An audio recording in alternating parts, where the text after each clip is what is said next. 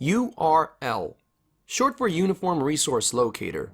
It's a reference or address to a particular resource on the World Wide Web that specifies its location as well as a mechanism for retrieving it.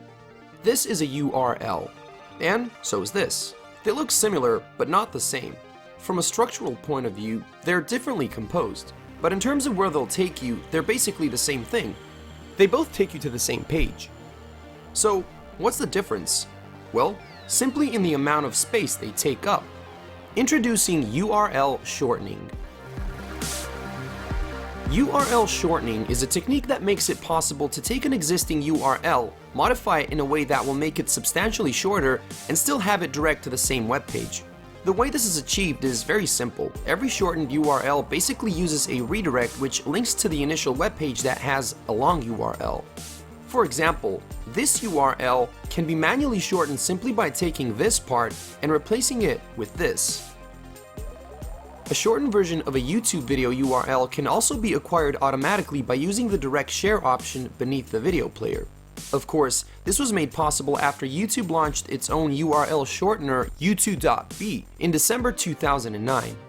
As demonstrated in this example, it's common for redirects to contain domain names that are shorter than the original ones. This is done not only for the purpose of shortening the URL, but sometimes even for creating something that is known as a domain hack, which can be achieved by connecting two or more adjacent domain levels that form a name, word, or phrase.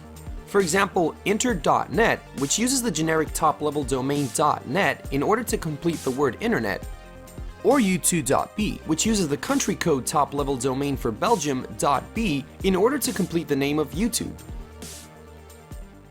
Back in the day, URL shortening was sort of a trend. It seemed as though all the major players were doing it.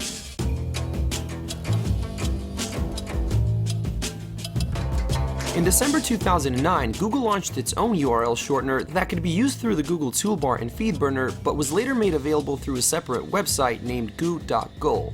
While Google service can be used to shorten just about any long URL, some websites have URL shortening systems that are only available for links posted to their own platform. Like Twitter, which applies a t.co wrapper to all links that are shared on their website. Of course, let's not forget fb.me, which you can type in your web browser's address bar to open the Facebook homepage. You can also type fb.me / any username you'd like in order to link to a particular user profile page. Besides these systems that are developed by companies like Google, Twitter, and Facebook, you also have general URL shortening services provided by websites like tinyURL and Bitly. tinyURL was launched in 2002 by web developer Kevin Gilbertson, who simply wanted to post links in newsgroups. His problem was that the web addresses would often be very long, so he came up with a solution. tinyURL gained a lot of popularity with its URL shortening service, so much that it influenced the creation of at least 100 similar websites.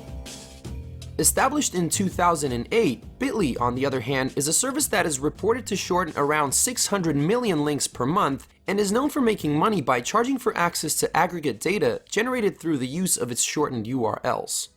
And that's actually one of the benefits many URL shortening sites offer, as they can provide detailed information on the clicks a link receives, which is often a simpler way of getting this kind of information than having to set up an equally powerful analytics tool or service.